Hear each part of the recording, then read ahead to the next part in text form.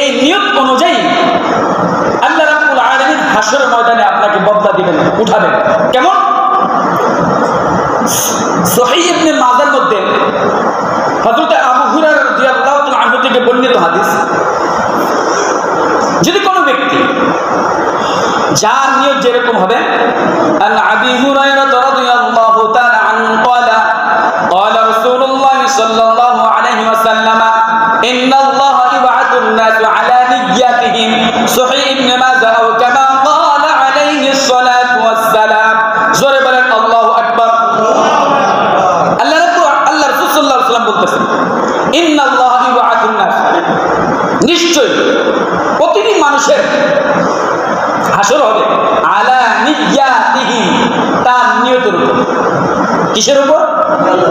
আমার নিয়ত বলতে সহিহ নিয়ত বলা হয়, প্রতিজ্ঞা বলা হয়।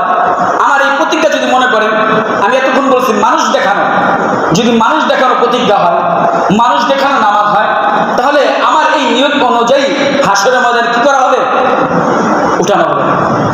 এজন্য ভাই আমার নিয়তকে সঠিক করতে হবে।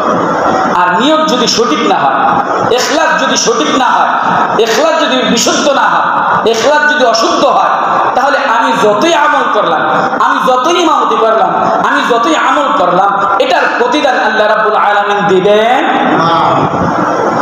এজন্য ভাইরা আমার, আল্লাহ রাব্বুল আলামিন অত্যন্ত সুন্দর, অত্যন্ত মহব্বত করে, অত্যন্ত পছন্দ করে আমি আল্লাহ রাব্বুল আলামিন আমাকে আপনাকে দুনিয়ার জমিনের মধ্যে পাঠাইছেন অল্প সময়ের জন্য।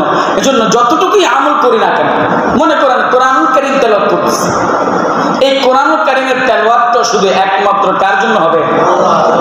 এক কথায় আমরা আজকের আলোচনায় বুঝতে পারতেছি, ইখলাস, ইখলাসের শাব্দিক অর্থ হলো সততা, নিষ্ঠা, আন্তরিকতার সহিত একমাত্র আল্লাহকে রাজি খুশি করার জন্য, একমাত্র মহান রব্বুল আলামিনের সন্তুষ্টির জন্য আমার অন্তরকে এখন থেকে পরিশুদ্ধ করতে হবে, বিশুদ্ধ করতে হবে।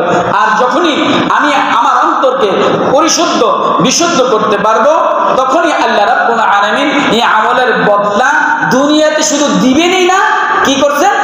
দুনিয়াতে যখন পরকালে এটার বদলা দিতে যাবেন, এটার বদলা দ্বিগুণ করে তারপর আল্লাহ রাব্বুল আলামিন দিবেন। জোরে কোন সুবহানাল্লাহ, আরো জোরে বলেন।